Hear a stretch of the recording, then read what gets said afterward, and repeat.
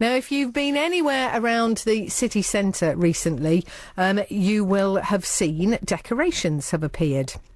Because there's been a bit of a theme developing on Sunday mornings over the last few weeks as we've anticipated the arrival of spring and discovered that many religions and faiths have special events marking the end of winter.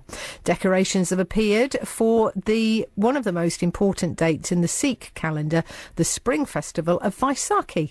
It's a day of dancing, singing and charity. And to tell us more about the day and its significance, I'm joined on the line by active advocate for Sikh affairs, Daljit Singh Makan. Daljit, good morning. Good morning. Thank you very much indeed for joining us. Is there a big connection between Vaisakhi and the change of the seasons? Very much so. I mean, Vaisakhi, of course, is a festival not just celebrated in Punjab in the north of India, but in many states in India, historically. And you're absolutely right, it's to do with the harvest festival. It's to do with bringing in the crops, especially the winter wheat. Now, in this country, we might find it a bit strange to have a harvest festival in March, say, but winter wheat is actually planted in October and then harvested from March through to May. So, of course, come April, which is the time of Vaisakhi, the month of Vaisakhi, which is the first month in the Indian calendar, there's a huge celebration when the crops have been abundant and there's singing, dancing and celebration and people are giving out sweets and food. And this is something very historical. So that's the connection, really, and it's very apt, isn't it, given that we've had so much snow now that we're all looking forward to spring actually here. Absolutely. I do think all of these festivals, and as I said at the beginning, we've spoken to many religions and faiths that celebrate this changing of the season. This year, more than ever, we've all really wanted to see the arrival of spring because winter's been interminable. So if it starts, I mean, it starts in countries much further away than here, but it clearly a tradition that has been brought to England and is now, it's associated with the big parade in Leicester, for instance. So it's a very significant festival.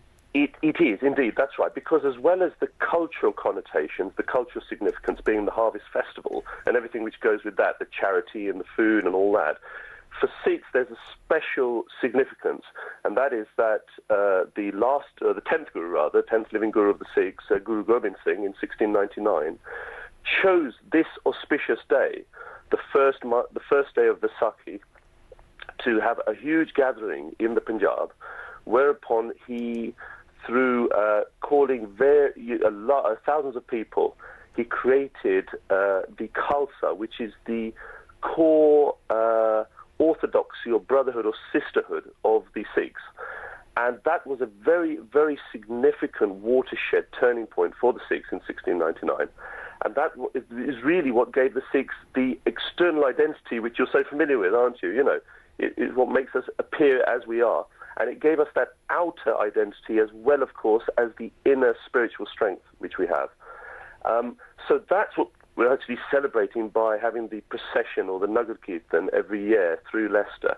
And indeed, it's not just Leicester, it's throughout cities in the Midlands, the UK, India, of course, but the USA, Canada, wherever Sikhs are settled all over the world, there'll be joy and celebration and procession. Fantastic. Now, we associate it very much at this time of year, but is it unusual this year that the date of the Vaisakhi festival is a whole week before the parade?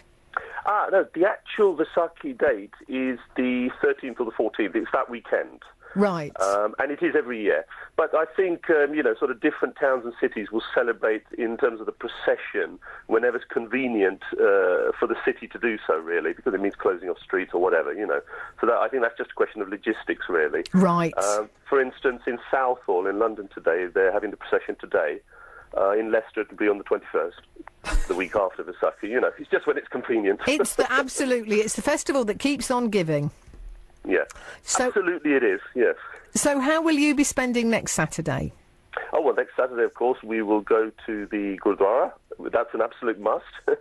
Of course, we go regularly anyway, but it's a must to go on the big festivals, and it's to pay our blessings, pay our respects to the Guru Granth Sahib, to pay respects to God, and it's as much a social congregation. This is the thing; it's as much of a social institution as a social congregation as it is a spiritual get-together.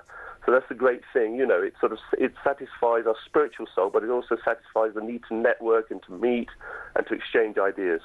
I think it's wonderful. I really do. And lovely to hear from you all about it. And just a joy to know that, you know, we may all look different, but underneath it, we're all as happy to see the back of winter as everybody else.